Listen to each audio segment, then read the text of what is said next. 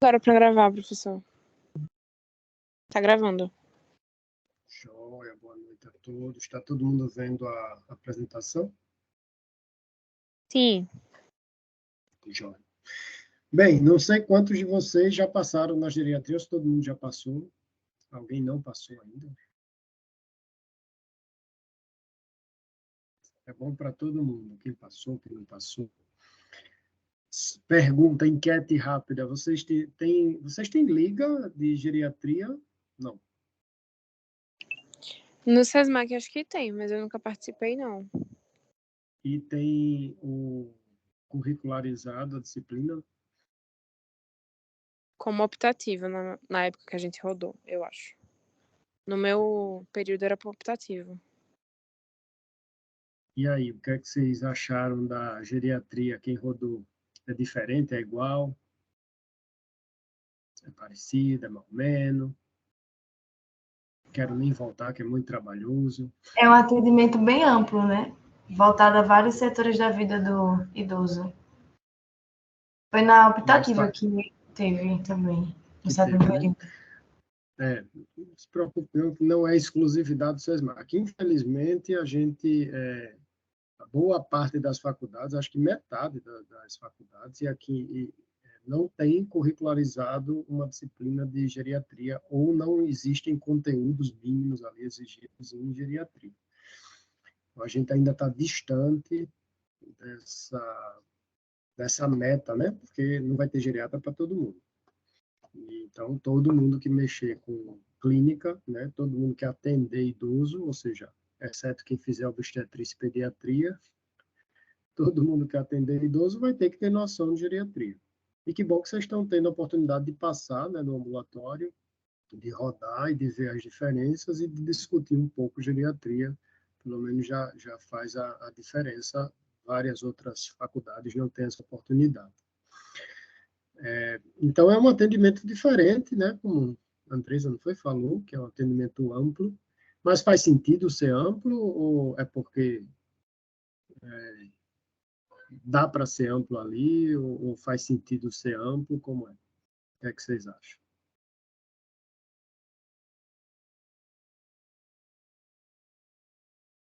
Ou é só para encher linguiça no ambulatório?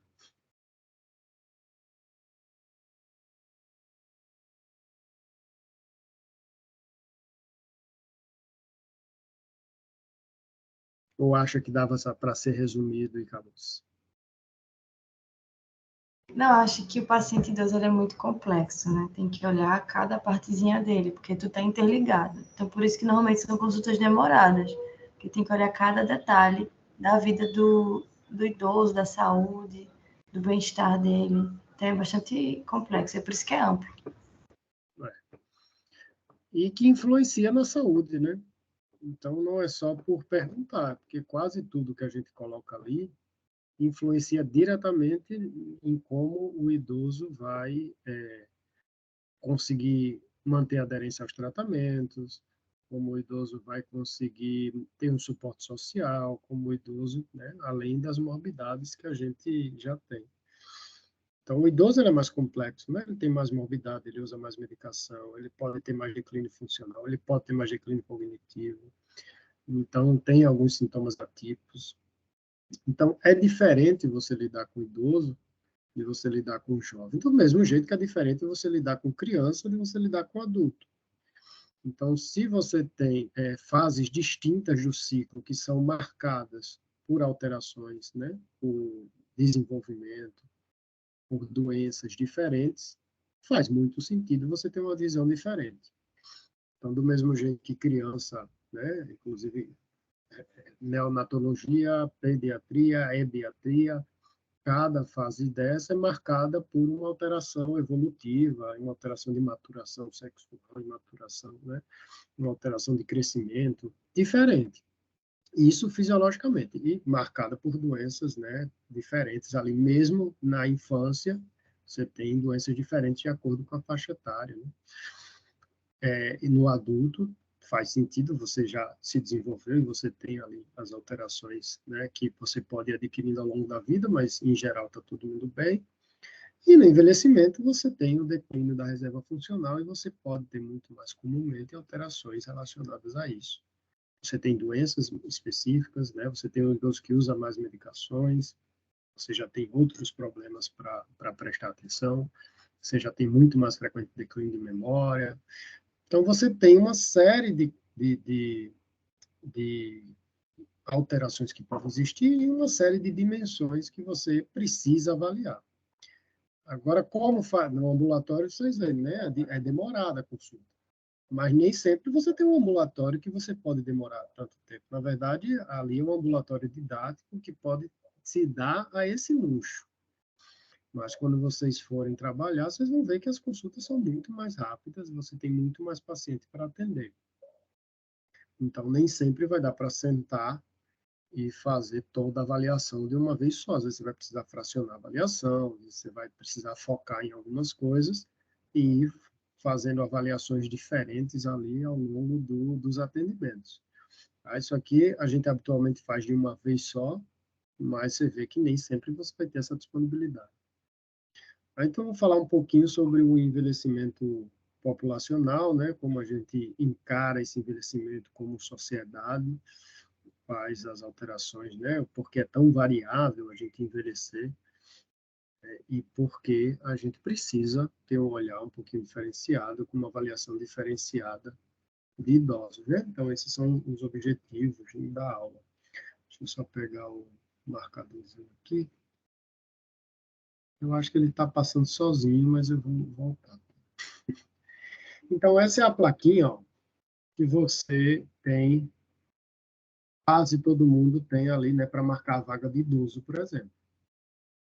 Aqui já viu essa plaquinha aí, nem todo canto tem. E todo mundo com 60 anos que vocês conhecem, vai lá, seus avós, seus pais, que chegaram, alguns já chegaram aos 60, seus avós, ou conhecido, tio, tia, o que for, que chega aos 60 anos, está igual essa plaquinha? Porque isso representa todo mundo que tem 60 anos, né? Não. Todo mundo Os meus têm. tem o quê? A plaquinha que coloca no carro. Não é? Então, você tem um estigma social de que todo mundo que chega aos 60 anos chega do jeito da plaquinha. Então, é incutido na mente das pessoas que envelhecer é associado a declínio funcional e envelhecer é sempre associado à doença. Óbvio que você tem um risco maior de adoecer, mas a gente tem que desmistificar essa história de que todo mundo que chega aos 60 anos está ruim. E, na verdade, cada vez mais se chega melhor aos 60, aos 70. Quanta gente com 70, 80 anos não está aí bem trabalhando, por exemplo. Então, você tem cada vez mais a longevidade acontece e de uma maneira mais saudável, né? Um idoso mais ativo. Então, essa plaquinha, hoje em dia, talvez nem aos 70 faça muito sentido, né? Talvez ali aos 90, aos 100 faça um pouquinho mais de sentido. Mas a gente já mudou a placa, na verdade já existe por legislação e por aprovação do Senado, inclusive as placas só com mais 60 ou mais 80, que aí você tira esse estigma social, todo mundo que chega aos 60, todo mundo que chega aos 80, está ali com a bengalinha, com dificuldade de deambular. Então, veja, a gente, na década de 60, tinha uma pirâmide populacional que tinha muito jovem, né? Muita gente nascendo, pouca gente envelhecendo. Um ápice aqui acima de 60 anos muito estreito, uma base muito larga. Então, essa base larga significava que você tinha muita gente nascendo e, ao longo da vida, muita gente morrendo. Então, você tinha Brasil, um país de jovens. E hoje a gente está em 2023. Faz 60 anos só dessa pirâmide. Né? Historicamente, é um tempo muito curto. Né? A gente tem 500 anos de Brasil, né? Só de Brasil. De sociedade humana, você tem, sei lá, 10 mil anos. E a gente é a primeira vez na história que a gente envelhece do jeito que a gente está envelhecendo. Então, envelhecer é moderno. Envelhecer é algo que a gente está aprendendo a envelhecer como sociedade humana. Então, e no Brasil está envelhecendo muito rápido. Então, em 60 anos, a pirâmide deixou de ter aquela base larga e virou uma base estreita. E o ápice, que era bem estreitinho, começou a alargar. Então, você tem menos gente nascendo, você tem pessoas abaixo dos 10 anos, uma quantidade menor do que pessoas economicamente ativas. E você tem mais idosos na sociedade. Então, as pessoas nascem, morrem menos, envelhecem mais. Isso, ao longo das décadas, vai continuar acontecendo, a ponto de, em 2060, lá, você parecer mais um obelisco, sei lá, do que uma pirâmide. Então, você vai ter uma base muito estreita, todo mundo que nasce tem muito pouca perda, né, de vida no processo de envelhecimento precoce, no processo, na verdade, de maturação, né? Você tem diminuição de mortalidade externa, diminuição de mortalidade infecciosa, diminuição de mortalidade infantil, e as pessoas vão envelhecer e vão viver muito mais. Então, ó, a gente chega aqui em 1960 com uma população de 70 milhões de habitantes, a gente chega hoje com uma população de 204. Esses aqui são dados do censo de 2010. Então, o censo de 2022, que ainda não foi publicado totalmente, você tem dados fracionados ali, por isso que eu não trouxe, mas a projeção era que em 2020 a gente tivesse 211 milhões de habitantes. A gente tem 7 milhões a menos de habitantes. Então, a gente, na verdade, já começou a reduzir a população. Então, a gente triplicou quase a população, a população geral do Brasil, e depois a gente vai estagnar isso. Tá? E a gente vai passar a declinar a população. Então, na verdade, o que o novo censo está mostrando é que esse processo de declínio provavelmente vai acontecer mais precoce ainda. Né? E enquanto a gente triplicou a população ali, então a gente saiu de 70 para 211, né? Hoje 204 milhões de habitantes, a gente decaduplicou o número de idosos. Saiu de 3 para 30 milhões. Então, é mais ou menos isso que a gente tem mesmo hoje. Então, você aumentou muito mais a população de idosos nesse tempo do que a população geral. Deixa eu pegar aqui o apontador. E isso traz consequência em tudo, né? Você tem um contingente populacional idoso muito maior. E enquanto a população vai estagnar e vai começar a cair, a população de idosos vai continuar aumentando. Vai chegar em 2060 com 1/3 da população sendo idosa. Em cada 3 pessoas, uma vai ser idosa. Então, a gente teve um envelhecimento populacional em 60 anos, de 1960 para 2020, que nenhum outro país do mundo teve, né? Quer dizer, os países desenvolvidos. Né? Os países desenvolvidos levaram mais de 100 anos para ter essa mesma taxa de envelhecimento. E os países em desenvolvimento estão acelerando aí o processo de envelhecimento. Ou seja, a gente envelhece mais rápido numa condição socioeconômica pior. Então, a gente saiu de 48 anos de expectativa de vida para 76 anos, essa mais ou menos a média que a gente tem hoje, quase 77 anos de expectativa de vida ao nascer. Então, os nossos avós, os nossos pais, quando nasceram, não esperavam viver isso tudo. Né? A expectativa de vida, quando eles nasceram, era baixa, principalmente os avós da gente. Então, nasceu lá, achava que com 50 anos, a média ia morrer. A aposentadoria, naquela época, era quando estava muito próximo da morte. Então, você, aposentos, né? Aposentos, quartos. Então, a aposentadoria seria ficar no seu aposento até morrer. Então, você ficaria ali aposentado dentro de casa, sem fazer nada, e seria muito perto do seu processo de morte. Ou seja, hoje a gente tem pessoas que se aposentaram há mais tempo do que trabalharam. Então, você tem um envelhecimento que vai afetar toda a sociedade, né? Em todas as suas áreas. Então, veja, a mortalidade infantil vem decaindo progressivamente. Né? A gente tem dados já mais recentes do que esse, porque essa planilha não mostra, mas a meta é chegar abaixo de 10 mortes a cada 1.000 nascidos vivos, menos de 10 mortes. Né? A gente teve um incremento ali na fase da Zika, que teve muita microcefalia e tal, mais a tendência de queda. E olha quantos filhos cada mulher tinha em 1960. Né? Uma média de 6 filhos, média 6 filhos por mulher. E hoje a gente tem uma média de 1,6 filhos por mulher. Ou seja, se a população é composta de metade de mulheres e metade de homens, e se cada mulher tem menos de 2 filhos, não repõe a população. Uma hora a população vai começar a declinar. Né? As pessoas mais velhas vão começar a morrer, e você tem uma taxa de crescimento que é menor do que a taxa de mortalidade. Então, que é o que acontece nos países desenvolvidos, é o que você vê por aí o tempo todo, que a Canadá está chamando gente porque falta mão de obra. Né? A Itália tem lá uma vila que já não tem ninguém, está vendendo as casinhas a preço de banana para ver se atrai gente. Então, você tem um monte de países que já começou a declinar sua população e começa a escassez de mão de obra. E aí vem a questão de quem vai sustentar a aposentadoria, né? A pressão em cima dos serviços de saúde. Né? Então, todas as áreas, né, sociais são afetadas com o processo de envelhecimento.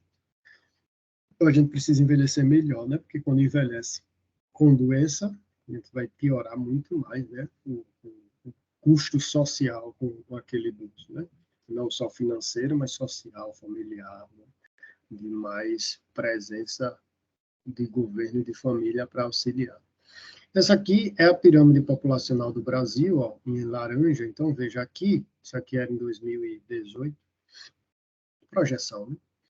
Aqui em laranjinha, ó, você tem a base estreita, você tem o meio da laranjinha gordinho, ou seja, tem muita gente ainda economicamente ativa, e um ápice que já está um pouquinho mais largo. Ou seja, tem um contingente hoje de pessoas economicamente ativas que a gente chama de janela epidemiológica. Aqui é a hora de poupar. Teoricamente, você viveria em superávit e faria uma poupança para quando a população chegar na transição epidemiológica. O que é que a gente vê hoje no Brasil? Já tem 10. Então, mesmo com a população economicamente ativa maior. Então, você tem a base de jovens mais estreita, o meio ali mais gordinho, o ápice mais gordinho ainda. Esse em verde é a pirâmide do Japão. Olha como o ápice é muito largo. Você tem muita gente idosa. Né? E olha como a base é mais estreita do que a base brasileira, porque lá cada mulher tem um filho, basicamente. Né? Você teve muito tempo, porque a área era muito restrita lá na ilha, né? Porque o Japão é uma ilha, você não tinha para onde expandir, então a política era que não tivesse filho mesmo. Só que agora é o inverso, eles querem que a população tenha mais filhos. Passaram décadas pedindo para não ter filho, agora passa décadas pedindo para ter filho, porque a população está começando a encolher, e as famílias muito pequenas, o suporte social para aquele idoso, o suporte familiar, é muito pouco. Então, muitas vezes o idoso está morando só, morre, só vai perceber uma semana depois, um mês depois. Isso é comum, infelizmente, acontecer no Japão de hoje. E aqui, em azul, é a pirâmide de Angola. Então, veja só, Angola hoje, né, por aí, né, como a base é larga e como o ápice é estreito. Isso era o Brasil na década de 40, 50. Então, nasce absurdamente muita gente e morre muita gente. Então, pouca gente sobrevive ali até o envelhecimento. Então, é o passado, o presente e o futuro do Brasil espelhados em 3 países diferentes. E o que seria esse envelhecimento humano, né? Então, biologicamente, o envelhecimento humano é um acúmulo de uma variedade de danos ao longo da vida, moleculares, celulares, o que leva à redução de reserva fisiológica. Tá? Então, e aí tem várias teorias biológicas de envelhecimento, aquela história, a gente tem teorias estocásticas e teorias sistêmicas. Estocásticas é como se fossem erros ao acaso que vão agredindo ali a célula e o DNA. E sistêmicas é que o organismo seria programado para envelhecer. Em cada classificação dessas teorias, você tem pelo menos umas 8 subteorias, ou seja, em cada grupo desse você tem outras 8 teorias em cada um, no mínimo. Então, você tem teoria de erro essencial, teoria de uso e desuso, e aí tem uma teoria de radical livre aí no meio das teorias estocásticas. Ou seja, Quando você usa, não, tome essas medicações aqui, que são antioxidantes e vão melhorar o envelhecimento, porque agem nos radicais livres. Radicais livres é uma teoria no meio de umas 20 teorias e que nem assim explicam o envelhecimento todo. Então, quando tem muita teoria, é porque ninguém sabe direito o que acontece ali. Tá? Então, a gente sabe que tem esse acúmulo de danos, sejam por fatores externos ou fatores intrínsecos, que leva à redução de reserva fisiológica. E você aumenta o risco de adquirir novas doenças, óbvio, você tem uma reserva menor ali, especialmente doenças crônicas, e aumenta o risco de declínio da capacidade funcional, e não só envolve aspecto orgânico, envolve aspecto psicológico, envolve aspecto social, e o mais importante de tudo, não é heterogêneo, não é homogêneo, é heterogêneo. Então, envelhecer depende do que você fez a vida toda, das doenças que você tem, dos remédios que você usa, das condições externas, do seu DNA, né? Envolve tanta coisa que você não consegue pensar que duas pessoas envelhecem do mesmo jeito. Tanto organicamente, quanto psicologicamente, quanto em número de doenças, quanto em remédio que usam. Então, o envelhecimento é extremamente individual, tanto organicamente quanto na percepção, né, psicológica ali do envelhecimento. Que é basicamente o que mostra aqui esse gráfico. Então, veja, a gente tem um gráfico de capacidade funcional, ou seja, aqui na coluna, quanto maior a coluna, maior a capacidade funcional do indivíduo, que é de fazer as atividades do dia a dia. E aqui a idade. Então, à medida que a gente nasce e envelhece, a gente ganha capacidade funcional na infância até a vida adulta.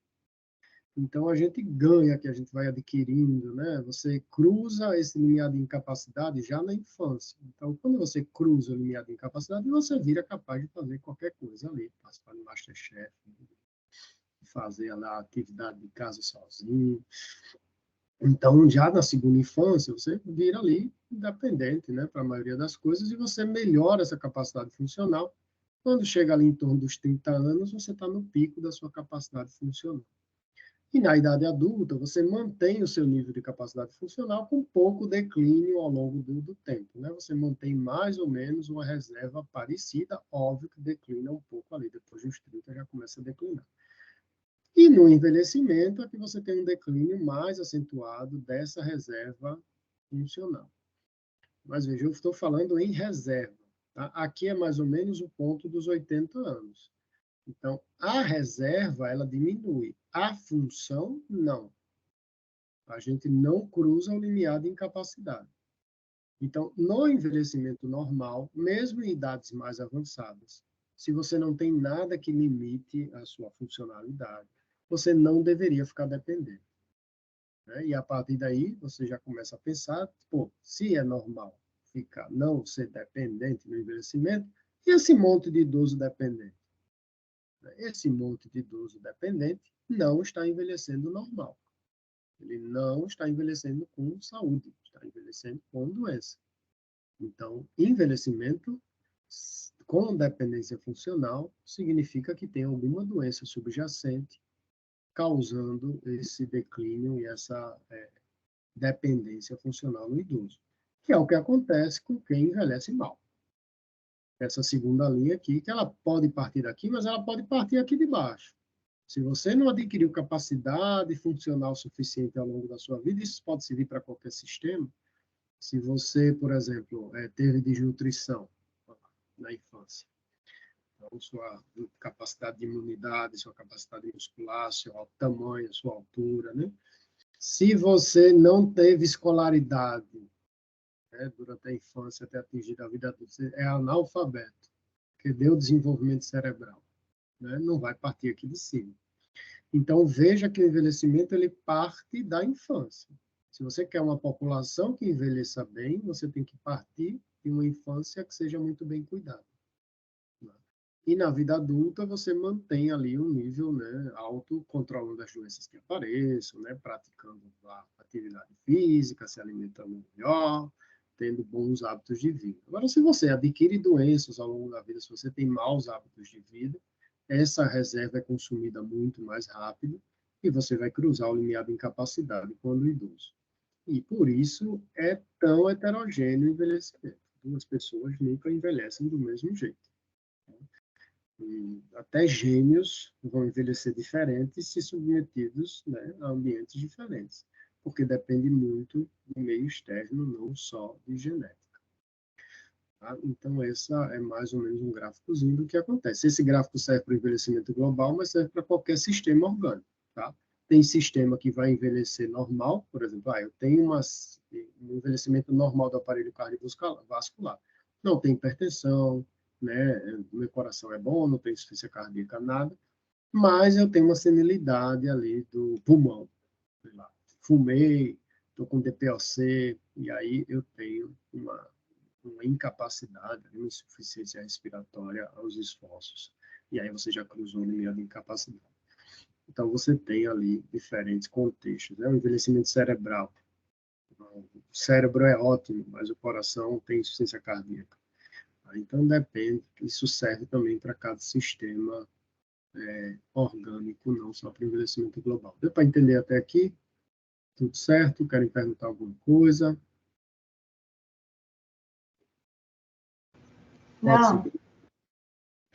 Então, eu vou seguir. Tentar acelerar, porque tem muita coisa. Então, e aí a gente entra nesses conceitos de senescência e senilidade. Então, senescência é a curva verde. Óbvio que se você tem 30 anos e vai correr uma maratona com 20 anos, com 30 anos, você vai correr muito mais rápido do que o idoso, que não tem reserva muscular, nem reserva cardíaca, nem reserva pulmonar, como um jovem.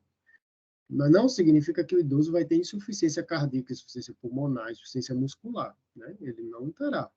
Ele só tem uma reserva menor, que significa que em situações de estresse, ele vai responder menos, né, menos adequadamente, pode entrar em quebra de homeostase do que um jovem. É só pensar em esportista de alto rendimento. Né? Passou dos 30, o povo já não está dando mais conta do futebol como dava com 18, 20 anos.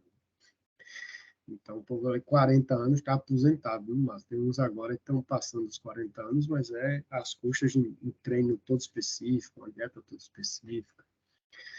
Tá? E nenhum deles tem insuficiência cardíaca, nem pulmonar, nem muscular, nem insuficiência renal, né? Só envelheceram, perderam ali a reserva, né? Que fazia ele ter um desempenho muito melhor sob estresse. E aí o conceito é essa senescência é a curvinha verde e a senilidade é a curvinha vermelha. Então, a senilidade é um envelhecimento patológico que leva o idoso a ser dependente funcionalmente ou cognitivamente. O envelhecimento é heterogêneo. Esses dois aí parecem, você olha para a carinha deles, parecem ter a mesma idade, né? Dona Maria José e seu Fauja. Quantos anos vocês acham que Dona Maria José e seu Fauja têm? Agora é hora de chutar. Chuta aí. Quantos anos vocês acham que cada um desses tem aí? 75. 75. Quem dá mais, quem dá menos? Bora, minha gente. Eu acho que essa senhora tem uns 70 e pouco. E esse senhor, acho que ele tem mais. Deve estar nos seus Tem mais. 80. Uns 80. Quem mais? Quem chuta para mais, quem chuta para menos? Acho que essa senhora tem uns 80. E esse E o senhor, homem, acho que tem rapaz? uns 75. Ele Mas é parece muito mais individual, velho, né? mas eu chuto que ele é mais novo, Ele pela é mais pergunta. novo, né? Aqui, Dona Maria José tem 56 anos e seu Fausto tem 98 anos. Então, o que é que acontece? Fenotipicamente, podem parecer mais ou menos semelhantes ali, mas, né, biologicamente, eles têm uma idade muito diferente. Seu Fauja é maratonista, era, né? Faleceu ali com 105 anos, eu acho, 106. Mas ele era maratonista aqui com 98 anos, correndo ali seus 10, 15 quilômetros. E Dona Maria José, agricultora tabagista, hábitos, né, de vida, né, sedentária, e ela com 56 anos, com um fenótipo bem envelhecido, né, e seu Fauja ali com seus 98, parecendo que tem seus 70 anos ainda. Então, o envelhecimento é muito heterogêneo. 30% do envelhecimento é genética, 30% a 40%. A maioria do envelhecimento é ambiente, é o que você faz ao longo da vida. Aqui é uma imagem que tem alguns livros de geriatria, né? Aqui um índio americano e um monge budista. O monge budista parece muito mais novo do que o índio americano, mas é o contrário. O monge budista ali com 90 anos, o índio americano com 60. Por quê? O índio americano, a comida não é boa, tem muita exposição solar, fuma demais. O monge budista não, tudo regradinho ali, no Tai Chi Chuan, na comida, na oração, diminuição do estresse. Então, o envelhecimento é muito heterogêneo, né? Por causa disso, né? Do que você faz, não só do que você é. Então, o que é que limita o idoso? Não é só o processo de envelhecimento. A senescência não deveria limitar, não deveria cruzar a limiar de capacidade. Mas uma doença crônica, junto com a redução de reserva, sim, pode limitar o idoso. Por isso que o idoso, que já tem uma reserva mais baixa, se ele tem uma doença crônica, ele pode consumir essa reserva mais facilmente e entrar em declínio funcional. E aí a gente entra nos conceitos, né, de geriatria e gerontologia. Então, geriatria é a área médica que cuida de idoso. Na parte de prevenção, na parte de tratamento, na parte de reabilitação. Tá? E gerontologia é tudo sobre o envelhecimento, suas diversas áreas sociais. Então, geriatria é uma coisa muito mais ampla. Dentro da área de cada profissional não médico, pode ser gerontólogo, especialista em geriatria. Gerontólogo tem uma graduação agora específica em gerontologia, mas ele pode ser especialista em gerontologia, né? Gerontologista. Então, uma pessoa que está lá vendo a previdência, né, as alterações da previdência, estudando como é que vai melhorar a previdência pública para os idosos, ele pode ser um gerontólogo, né, um gerontologista. Alguém que está buscando ali um arquiteto, vendo adaptação de ambiente para idoso, também. Então, todas as áreas podem ser consideradas dentro do contexto da gerontologia, né, se o seu área de estudo for voltada aos aspectos de envelhecimento. E geriatria é a parte médica, né, que cuida dos idosos.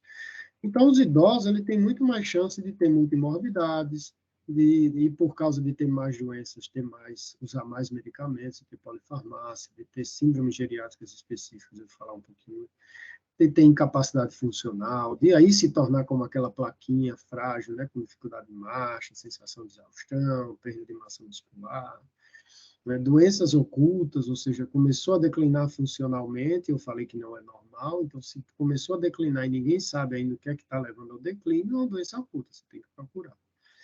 Necessita de maior suporte social, tem mais apresentação atípica de doenças, e sim, óbvio, quanto mais idoso, tem mais chance de morte. Então, quando a gente fala em multimorbidades, veja esse gráfico aqui que interessante. Essa área mais clara é zero doença, tá? Zero doença crônica. Aqui falando de doença crônica, que seja hipertensão, diabetes, lipidemia, osteoporose, artrose, o que for. Então, quando a gente fala em doença crônica, aqui, ó, zero doença crônica, quem vai ter zero doença crônica? O jovem. Então, nos 30 anos, a gente tem ali uns 25% de pessoas que têm algum tipo de doença crônica. E quanto mais escuras as faixas, maior o número de doenças. Então, aqui zero, aqui você tem uma doença crônica, por exemplo, hipertensão. Aqui você tem duas, veja o percentual já diminui, aqui você tem 3, 4 e assim por diante. Então, nos 30 anos, mais de 75% das pessoas não vai ter doença crônica nenhuma. E dos que têm doença crônica, a maioria vai ter uma ou, no máximo, duas doenças crônicas. Né? Quando você vem para os 70 anos, olha a mudança. Então, nos 70 anos, zero doença está aqui. Então, eu vou ter mais de 80% das pessoas que têm algum tipo de doença crônica e mais de uma doença crônica. Então, 50% aqui, ó, das pessoas com 70 anos vai ter duas ou mais doenças crônicas. Pelo menos duas doenças crônicas. E aí aumenta a porcentagem que tem 3, 4, 5, 6, 7, 8. Né? Então, no envelhecimento, você adquire, né, doenças, pode adquirir com muito mais frequência doenças crônicas. E crônicas degenerativas que vão lhe acompanhar o resto da vida.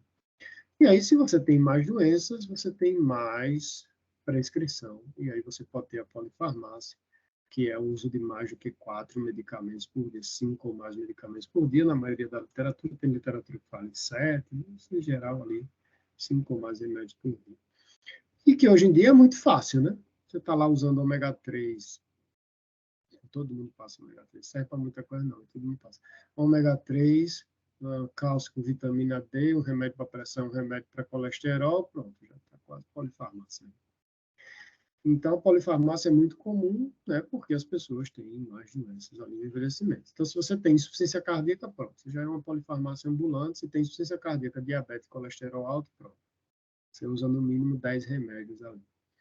Então, você tem cada vez mais estudos que óbvio, tratam as doenças crônicas de uma maneira mais eficaz, mas para isso precisa de mais remédio. E as alterações do envelhecimento, junto com essa dificuldade de orientação, com problemas da monitorização dos medicamentos, com a escolha do medicamento inadequado, vai dar muito mais interação, reação adversa e má aderência medicamentosa. Esse é o risco da polifarmácia. E o idoso é muito mais propenso a ter incapacidade funcional. A funcionalidade é o idoso ser capaz de fazer o que qualquer pessoa faz, das atividades de vida social, inclusive, né? Sair de casa sozinho, fazer compra, né? Pagar suas contas, né? Resolver as coisas de casa. Então, se você tem uma dificuldade para realizar essas atividades, já é alteração funcional no envelhecimento. Por isso que você tem que avaliar a capacidade funcional, né? Porque a incapacidade funcional significa um comprometimento de qualidade de vida, né? Pode significar doenças ainda não diagnosticadas, que é aquelas doenças ocultas, e é fator de risco para desfechos desfavoráveis de doença aguda. O que é que isso significa? Se você tem 2 idosos, um é ativo, trabalha, dirige, está ali, faz academia, e aí ele interna por uma pneumonia. E tem outro idoso que está lá na bengalinha, como na placa, precisa dos outros para ajudar no banho, está ali com dificuldade de marcha, mais frágil, e interna com a mesma pneumonia. Quem você acha que vai ter desfecho pior na internação? Então, o idoso mais frágil, mais dependente funcional, ele vai ter desfecho pior em uma internação do que um idoso mais robusto, né? Um idoso que mantém sua capacidade funcional. Porque, no final das contas, capacidade funcional está ali sendo sinônimo de reserva, né? Quanto mais reserva você tem, mais capacidade funcional você tem. Se você já comprometeu sua reserva orgânica por doença crônica, por qualquer motivo, você vai ter incapacidade funcional. Então, marca os pacientes que têm maior fragilidade, né, e pior desfecho. Então, a pessoa envelhece mal quando ela não consegue fazer sozinha as suas atividades instrumentais e suas atividades básicas de vida diária. Atividades instrumentais são as tarefas mais complexas, fazer compra, pegar transporte, pagar conta, tomar seus medicamentos. E as atividades básicas são as tarefas menos complexas de autocuidado, que é tomar banho, se vestir, comer sozinho, né, ir para o banheiro e andar, sair da cama. Então, se a pessoa está acamada, ela já perdeu, ó, já declinou isso tudinho. Se ela não consegue sair da cama sozinha, ela já perdeu toda a funcionalidade que ela tinha. Então, a gente tem que diagnosticar essas pessoas quando ela está perdendo funcionalidade aqui para tentar melhorar ou minimizar essa perda funcional. Então, quando a gente fala, por que eu falo tanto em capacidade funcional e o geriatra fala tanto em capacidade funcional? Porque quando eu falo em capacidade funcional, eu estou falando em saúde do idoso. Então, a saúde do idoso é quando ele consegue fazer suas atividades de vida sozinho, quando ele consegue ter independência para ir e vir e quando ele consegue ter autonomia para tomar suas decisões. E isso é o que a gente considera saúde, e não só ter ou não doença crônica. E por que síndrome geriátrica? Né? Como é que é uma síndrome clínica tradicional? Né? Você tem ali obesidade que leva a um monte de coisas. Você tem uma causa que leva à insuficiência, né? Hipertensão, um aumento da resistência periférica à insulina, dislipidemia, esteatose hepática, pode ter esteatohepatite. Né? Então, você tem um monte de doenças que decorrem de uma alteração. Lúpus, né? Você tem uma alteração da imunidade, e a pessoa com lúpus, por causa dessa alteração, vai ter um monte de coisa que pode acontecer. São as síndromes clínicas. No idoso é o contrário. Não que ele não possa ter síndromes clínicas, ele vai ter síndromes clínicas, mas começam a aparecer as síndromes geriátricas, que é justamente o contrário, um monte de alteração que pode levar a um único fenômeno clínico. Tá? Então, o clássico é o delírio, quadro confusional agudo. Então, qual é a manifestação? Quadro confusional agudo. E o que é que pode causar quadro confusional agudo? Um monte de coisa. Então, você inverte a lógica. Enquanto uma coisa leva a um monte de coisa na clínica, no idoso, um monte de coisa pode levar ao mesmo quadro clínico. Então, ter demência, ter pego infecção, desidratou, tomou alguma medicação que dá confusão mental, mudou de ambiente, e vai levar ele, né, tudo somado ali, geralmente é multifatorial, a ter um quadro de delírio. Então, nós temos as síndromes geriátricas clássicas, que são 5, tá? Que é a instabilidade de marcha e quedas, ou seja, várias, ou seja, cada uma dessas síndromes geriátricas pode ter um monte de causas, né? Em geral, são multifatoriais. Você tem várias causas concorrendo pelo mesmo quadro clínico. Então, estabilidade de marcha, ele pode ter uma artrose, já uma sarcopenia, ser sedentário, já tem uma doença neurológica, uma sequela. Então, tudo vai levar a instabilidade de marcha e aumento do risco de queda, que é problemático em idosos. Iatrogenia, né, pela polifarmácia, pela escolha de medicamentos, não só iatrogenia medicamentosa, mas também de omissão, então um monte de tipo, mas em dia também é o síndrome geriátrico, e a incontinência urinária, insuficiência cognitiva, delírio e imobilismo, são as outras síndromes geriátricas. Aí a gente ainda tem uma síndrome mais recentemente descrita, não é tão recente, aí tem pelo menos uns 30 anos, que é a fragilidade sarcopenia, e tem outras síndromes como insuficiência familiar, que é considerada também uma síndrome. Mas os gigantes ali da geriatria, né, os 5 tradicionais, são esses 5. Então, diante de tanta variável, a gente tem uma avaliação geriátrica ampla, por isso que a gente faz uma avaliação diferente, né? E veja que ela vai fazer 100 anos.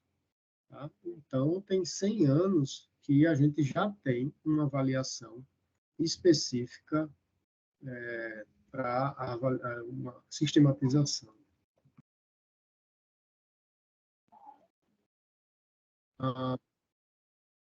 Então, a gente chama, e tem vários nomes, a gente chama de avaliação geriátrica ampla, tem avaliação ampla do idoso, avaliação global do idoso, é tudo o mesmo nome. Tá? É um processo de diagnóstico multidimensional, frequentemente interdisciplinar, né? Ou seja, você avalia várias dimensões, que eu vou mostrar, não só médica. Em geral, você tem outras, você pode ter auxílio de outras profissões da equipe multidisciplinar, então, por exemplo, nutrição, enfermagem, fisioterapia, e que determina quais as deficiências do paciente, quais as habilidades que ele tem, ou seja, a funcionalidade, avalia também a parte psicossocial e funcional, e objetiva, no final das contas, um plano de tratamento que visa manter a capacidade funcional, que é aquela escada lá em cima, ou recuperar essa capacidade funcional. Tá? E aí visa ser coordenado de longo prazo. Então, veja que você tem uma definição de avaliação geriátrica que, no final das contas, é para fazer um plano terapêutico de longo prazo. Você vai diagnosticar tudo que o paciente tem, tá? Você vai ver as medicações que usa, os diagnósticos médicos, os diagnósticos não médicos, nutricional, funcional, psicológico, o que for.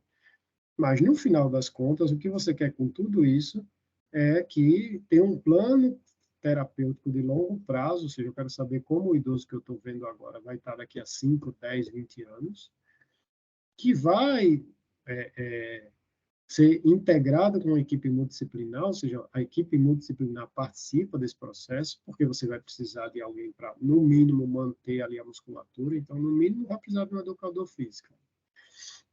Né? Ou vai precisar de reabilitação com nutricionista, fono, fisioteólogo, que for, de longo prazo. Então, esse é o objetivo da avaliação geriátrica, não é só diagnóstico de doença. Tudo certo até aqui? Alguma dúvida? Tudo certo. Então, vamos continuar. E aí eu vou falar a própria avaliação geriátrica em si, né? Um caso clínico aqui para a gente. Então, a gente tem um idoso de 84 anos, masculino, casado, agricultor, analfabeto. Isso é um caso real, tá? Tem alteração de comportamento há cerca de 1 ano, com irritabilidade e períodos de agressividade. Perdeu 10 quilos de peso nesse tempo, ou seja, 10 quilos em 1 ano, e teve maior dificuldade de marcha por fraqueza e dor no joelho esquerdo. Tem também sintomas de obstrução urinária, jato fraco, agitado, como se fosse um miccionário. Há cerca de um mês, ele está mais confuso e agressivo. E aí a família traz para avaliação. A esposa foi informada de que os sintomas eram provenientes da idade avançada, assim como a carga genética, pois vários parentes tiveram problema de memória na velhice. Então, ela veio escondida para o geriatra, porque o médico lá da família disse, não, isso aí é normal. Isso aí é do próprio envelhecimento, não precisa se preocupar, não. Né? E até agora, na aula, vocês viram, né, o gráficozinho lá, que isso não é do próprio envelhecimento. Né? Tem alguma coisa errada aí. Como antecedentes, né, tinha uma alteração da glicemia, já tinha um diagnóstico de artrose em joelho esquerdo, um aumento prostático, e estava usando Rivotril, que é o clonazepam, um benzodiazepínico, diclofenaco, que é um anti-inflamatório, e polivitamínico, que tinham receitado para ele ali, para dormir melhor, para diminuir a dor no joelho, e polivitamínico, porque estava perdendo peso. E aí você tem uma lista de diagnósticos. Como é que a gente faz habitualmente na clínica? Viu aí essa história, faz ali uma listinha de diagnósticos. Né? Você tem uma perda ponderal, interroga ali uma síndrome consultativa, né? Será que tem alguma neoplasia, alguma coisa que está causando emagrecimento? Você tem alteração psiquiátrica, você tem distúrbio do sono, você tem uma hipertrofia prostática benigna provável, uma doença prostática ali com sintoma, você tem provável osteoartrite de joelho esquerdo, e uma glicemia alterada, que pode ser diabetes ou pré-diabetes. Então, esses são os diagnósticos clínicos. Mas no idoso, será que isso é o máximo que a gente pode fazer, né? Como é que a gente pode melhorar essa avaliação? Porque isso é uma avaliação que a gente faz habitualmente no adulto. Se eu estou dizendo que o idoso tem um monte de coisa específica, talvez tenha mais coisa que a gente possa fazer para avaliar melhor esse idoso, e aí vem a sistematização, né, do atendimento. Então, só lembrando, né, se tem declínio funcional, não é normal o envelhecimento. O envelhecimento normal, ele diminui a reserva, ele não diminui a função, ele não cruzaria o limiar de incapacidade. Óbvio que lá nos 120 anos cruza. O limite da vida biológica, acredita-se que seja ali em torno de 120 anos. Em algum momento, mesmo se você não tiver doença, obviamente que você vai declinar. Mas mesmo ali em idade de 80 anos, se você envelhece saudavelmente, não deveria limitar. Então, se lembrando que o que limita o idoso tem que ter alguma doença aí no meio, que é a senilidade. Então, para que serve essa avaliação geriátrica, né, que a gente vai ver? Então, ela difere do exame clínico porque ela enfatiza a capacidade cognitiva e funcional. A primeira coisa que você vai fazer é prestar atenção na capacidade cognitiva e na função. Avalia aspectos psicossociais e se baseia em escala, que quantifica esse grau de incapacidade. Então, não adianta dizer, eu vou ver um monte de coisa de modo subjetivo. Então, tem que ter escala ali para avaliar minimamente, né, e objetivamente, o mais objetivo possível, as alterações. Porque só essa história e exame físico que eu apresentei não são suficientes para avaliação funcional do idoso. Então, ela se propõe a ter um monte de adjetivo aqui, estruturado, eficiente, que permite diagnóstico funcional completo, não muito extensa, com custo razoável. Então, ainda não existe uma AGA perfeita. Cada serviço faz uma AGA diferente, tentando ali, né, que tenha essas características. Então, existem a estrutura, né, e os componentes. Né? A estrutura, ela é variável. A estrutura da água depende do profissional que está aplicando, se é um médico, se é um psicólogo, se é um nutricionista, e óbvio que todo mundo pode aplicar. Tá? O médico, óbvio, vai puxar a sardinha para a parte médica, mas não vai deixar de avaliar as outras coisas. Os outros profissionais podem aplicar puxando, óbvio, a sardinha para as suas áreas, mas não deixando também de deixar passar despercebido alguma coisa ali no idoso. Então, a equipe depende do profissional, da equipe e do local onde é realizado. Se é no consultório, se é no hospital, se é na instituição de longa permanência, né? Se é numa emergência, onde é que eu estou aplicando, né? Porque se eu tiver na emergência, eu não tenho uma hora ali para fazer água no idoso. Tem que ter uma avaliação mínima, mas reduzida. Agora, as características têm que ser constantes, ou seja, tem que ser multidimensional e tem que utilizar algum tipo de escala. Então, aí eu estou na emergência. Eu tenho que avaliar o idoso, função cognitiva e funcional, tem que ter no mínimo essas duas informações, né? Depende da conduta que eu vou tomar dali para frente. Um idoso robusto que chega infartando é diferente de um idoso acamado em cuidado paliativo que esteja infartando. Tem que ser completamente diferente. Então, eu vou ter que saber, então tem que ter alguma escala ali objetiva, nem que seja para marcar o que de cabeça, né? Tem alteração cognitiva? Sim, não, né? Faz as atividades de vida, é acamado, o que faz? E tende a ter ali diversas disciplinas em uma única avaliação, que é literalmente, né, ver o idoso como um todo, né? Então, essas são as dimensões, né, e as subdimensões da área. Então, você tem as condições médicas, que é o que a gente vê habitualmente, a gente tem estado funcional e funcionamento social, e a saúde mental. Então, habitualmente, a gente vê as condições médicas no máximo ali, né, o estado funcional, entendeu? Aqui, no máximo, a avaliação nutricional ali junto às condições médicas. Isso é o que a gente faz normalmente. Lista de problemas, morbidades, gravidade de doenças, medicações que usa, e aqui, às vezes, né, se tem alguma deficiência sensorial, como é que está a nutrição. Dificilmente a gente vê na clínica avaliação funcional, de equilíbrio, de escala de vida diária, porque no jovem não precisa, está todo mundo bem, exceto, né, pacientes que têm alguma doença grave.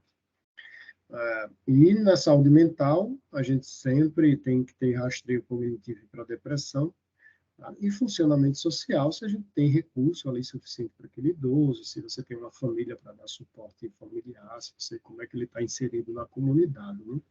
Que condições financeiras ele tem. Então, se eu não avalio isso, eu não tenho como ter uma visão global do idoso. Eu vou lá e vou saber as morbidades e a lista de medicamentos. Aí eu passo lá o remédio. Mas eu não sei quem vai comprar o remédio, quem pode dar a medicação, se ele já tem um declínio cognitivo que vai piorar ali a aderência medicamentosa, se ele não está deprimido, se ele já tem um declínio funcional que vai impedir dele sair sozinho para fazer as compras, para ter uma nutrição adequada. Então, tudo influencia. Então, a gente precisa ter uma avaliação um pouco mais ampla. E para cada subitem desse, você tem um monte de escala que você pode usar. Aqui eu coloquei algumas escalas mais comuns de ser utilizado, tá? Mas tem várias outras que só são exemplos. Por exemplo, equilíbrio e mobilidade. A gente pode usar o TUG, que é o Get Up and Go. O paciente levanta, anda 5 metros, 3 metros, volta, senta e você cronometra. Mas você pode ver só ele vindo ali no consultório, se usa bengala, se usa andador, se tem estabilidade de marcha. Suporte social e familiar, né? O APGA de familiar e amigos, ou pelo menos perguntar no suporte. Condições ambientais, checklist. As atividades de vida instrumentais, o que a gente mais usa é CATS e Lawton, mas tem várias outras. Nutricional, você tem um mini exame do estado nutricional, você pode minimamente pesar o idoso da consulta, né? Cognição, mini exame do estado mental, que é muito comum, que você já deve ter visto, né, em alguns cantos em neuro, em psiquiatria também, né? E em depressão, você tem escalas de depressão, no geriatria tem escala de depressão geriátrica. Então, são exemplos de instrumentos que são mais utilizados ali na geriatria. Então, quais são os benefícios? Individualmente, você melhora, no mínimo, a acurácia do exame clínico tradicional e estabelece grau de capacidade do idoso e vê quais são os idosos que têm risco de declínio, piorar o declínio funcional. Deveria ser aplicada populacionalmente também, até para estabelecer política pública, né? Mas individualmente já não é aplicado, o que dirá populacionalmente. E a avaliação sempre resulta em um plano de cuidado, né, que é o objetivo da área. O plano de cuidado nem que seja ali, você dizer, ó, tem sarcopenia, vou ter que mandar para fisioterapia, está engasgando, vou mandar para fono, né, está com alteração nutricional, ele precisa melhorar essa depressão, ele precisa fazer atividade física. Então, quais são os pontos importantes? O envelhecimento é multifatorial, o idoso precisa ser avaliado individualmente e globalmente, tem que ter avaliação da capacidade funcional, cognitiva, além das morbidades, né? Tem que ter aspectos psicológicos, aspectos sociais e nutricionais. O objetivo sempre é detectar incapacidades, né? Elaborando plano de longo prazo. Isso aí sempre prestar atenção. O objetivo não é só diagnosticar e tratar outras patologias, que também precisa, mas é que você mantenha ou recupere a capacidade funcional do idoso. Tudo certo aí?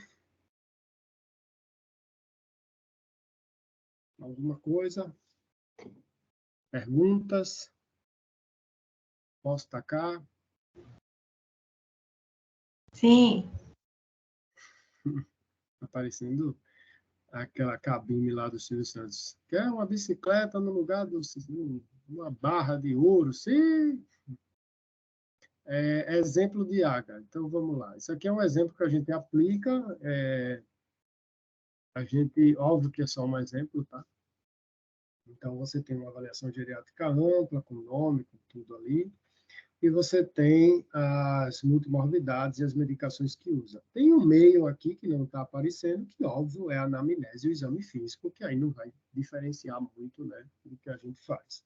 Óbvio que o idoso vai ter muito mais queixa, com vários sistemas, às vezes acometido, você tem que ir ali pormenorizando e tentando relacionar as queixas. Tem as questões específicas de anamnese no idoso, de exame físico no idoso, mas aqui não é o caso. Você vai fazer anamnese e exame físico meio que padrão.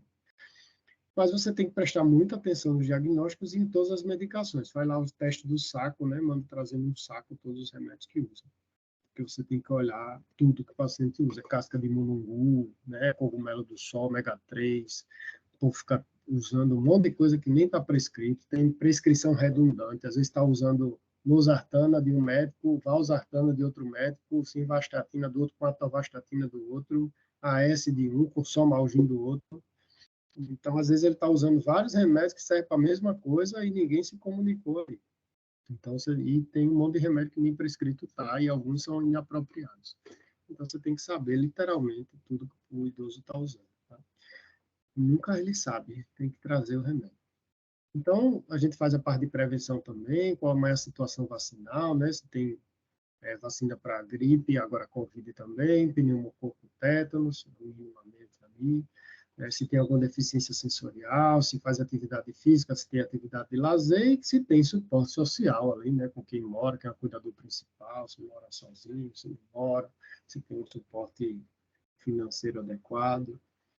Função cognitiva, o mini exame do estado mental, que vocês já devem ter visto, né? Então, que avalia várias alterações cognitivas, é um teste de triagem. Tem equilíbrio e mobilidade, que você pode ver se ele está usando algum tipo de órtese, né, de bengala, de andador, se teve alguma queda no último ano, que é o maior preditor para queda, pode fazer o teste de levantar e andar. Nas condições psicológicas, a gente geralmente aplica ali a escala de depressão geriátrica, para saber se tem ou não depressão, e tem o DSM-5, né, que é o diagnóstico. A GDS é uma escala de triagem, o diagnóstico seria realmente o DSM-5, mas, no final das contas, eles são bem fidedignos. Capacidade funcional, então, no mínimo, as atividades básicas instrumentais. Atividades básicas são 6, né? Tomar banho, se vestir, higiene íntima, transferência, continência, esfincteriana e alimentação. Então, se ele perder qualquer uma dessas, é declínio funcional, você pode ter mais ou menos declínio. E as atividades instrumentais são as mais complexas: preparar as próprias refeições, ajudar em tarefa doméstica, lavar pequenas peças de roupa, usar meio de transporte, tomar os remédios, usar telefone, cuida do dinheiro, cuida das compras. Então, também qualquer declínio desse aí, óbvio que de uma funcionalidade prévia, tem gente que nunca lavou roupa na vida, e tudo bem, você considera que aquilo não é um declínio, mas se qualquer declínio, qualquer perda de qualquer item desse é um declínio funcional, e você pode ter mais ou menos. Então, você sempre começa o declínio por atividades instrumentais, das mais complexas, e quando o paciente começa a perder atividades básicas, é porque geralmente ele já perdeu todas as instrumentais. Estado nutricional, você pode minimamente saber se ele está ganhando, perdendo peso, como está a qualidade e a quantidade do nutriente que ele está comendo, mas existe um teste, né, de risco nutricional, que é a mini avaliação nutricional, que são algumas perguntas simples, que vai lhe dar uma pontuação para saber se o paciente está em risco de desnutrição ou não. Por exemplo, se ele diminuiu a alimentação, perdeu peso, tem alteração de qualidade, teve algum estresse psicológico, tem problemas psicológicos, ou índice de massa corporal reduzido. E aí você pode continuar com a avaliação se você tiver um fator de risco, uma pontuação pequena. Aqui é o contrário, né? Geralmente as escalas, quanto maior a numeração, pior. Né? Aqui é o contrário, quanto maior, mais independente, ou seja, melhor nutricionalmente ele é, quanto menos pontos, pior. E aí você ou continua a avaliação ou manda para o nutricionista. Então, esse aí é um exemplo, né, de AGA, você veja que é extenso, tem um monte de avaliação. Então, às vezes, a gente fraciona quando não tem tempo de fazer isso tudo numa avaliação só.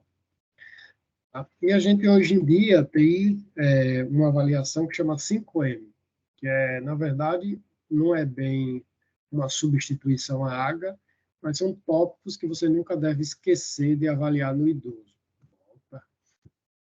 Que é a mente, né, 5 M's. Mente, medicação, mobilidade, multicomplexidades e o mais importante, ou seja, avaliação cognitiva e psicológica, as medicações que usa, se tem alteração de mobilidade e quedas, as doenças que tem, né, as multicomplexidades, e o mais importante, que são as preferências do paciente, tá? Que cada vez se discute mais as diretivas antecipadas, né, as preferências do paciente nos tratamentos. E aí a gente volta para o caso clínico, tá? Então, a gente tem aqui um idoso que tem 84 anos, ele é um grande idoso, tá? Ele é agricultor e analfabeto, veja que ele tem um nível de escolaridade ruim, né? E provavelmente um nível socioeconômico também ruim. Ele tem, dependendo, não sei que seja agricultor moderno, né? Grandes latifundidades, se for isso, né? Analfabeto, não deve ser. Isso é óbvio que você vai perguntar depois. Tem alteração de comportamento há cerca de 1 ano, então não é normal, tá? Com irritabilidade e período de agressividade. Perdeu 10 quilos de peso, alteração de comportamento, então vejo que não tem nada de normal nesse envelhecimento.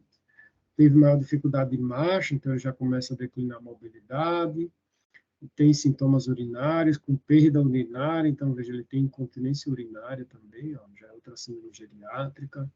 Tem instabilidade de marcha, já é outra síndrome geriátrica.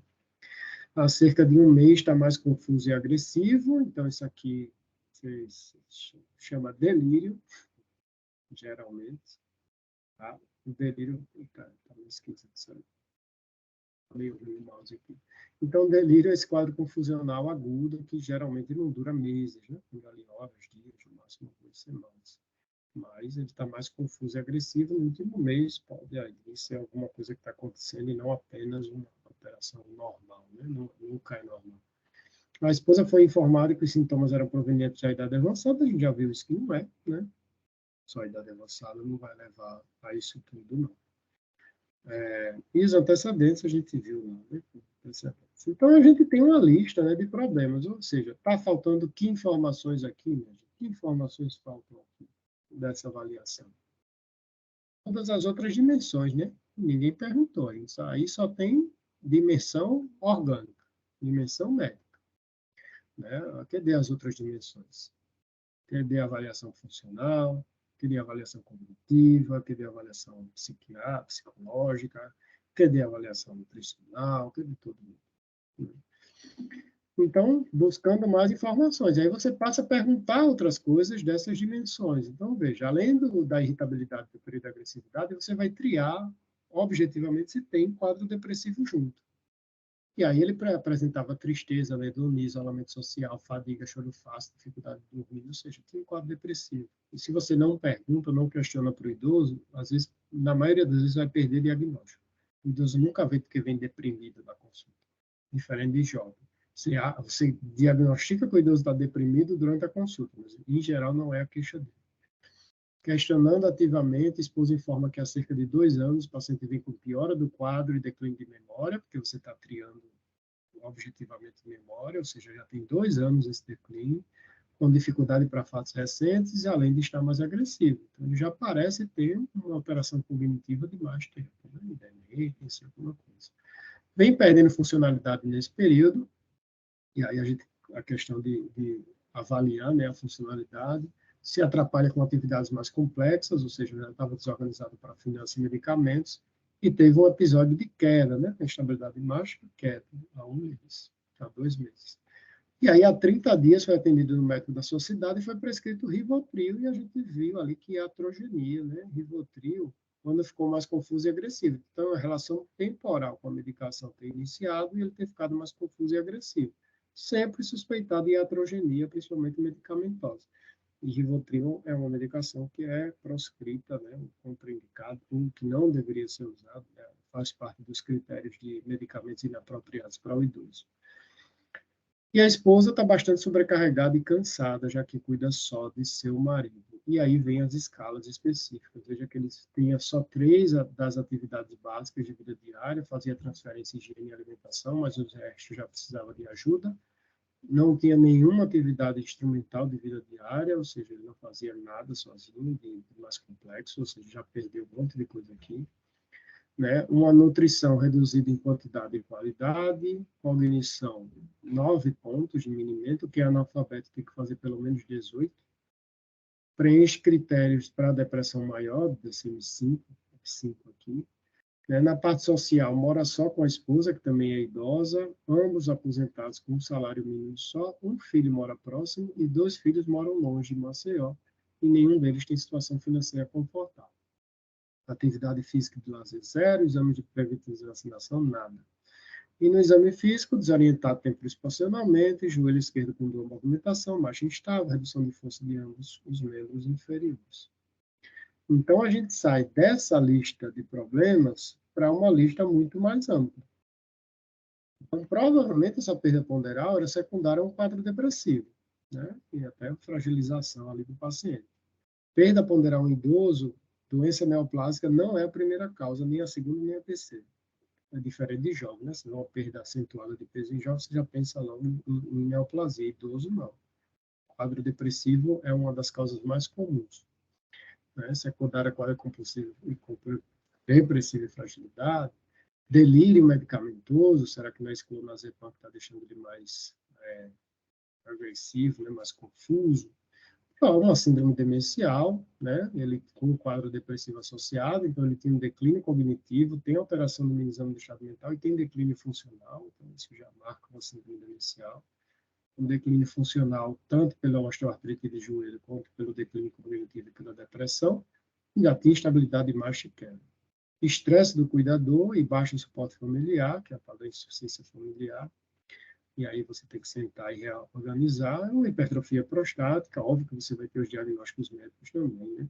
Hipertrofia prostática, incontinência urinária, né? E uma glicemia de jejum alterada. Então, veja que a gente partiu, né? Diagnósticos só da dimensão basicamente médica para diagnósticos de várias outras dimensões, fazendo pesquisa ativa ali das dimensões que precisam ser avaliadas no idoso. Certo? É isso, minha gente. Fico aí à disposição para dúvidas, comentários, que vocês quiserem aí perguntar. Como estamos?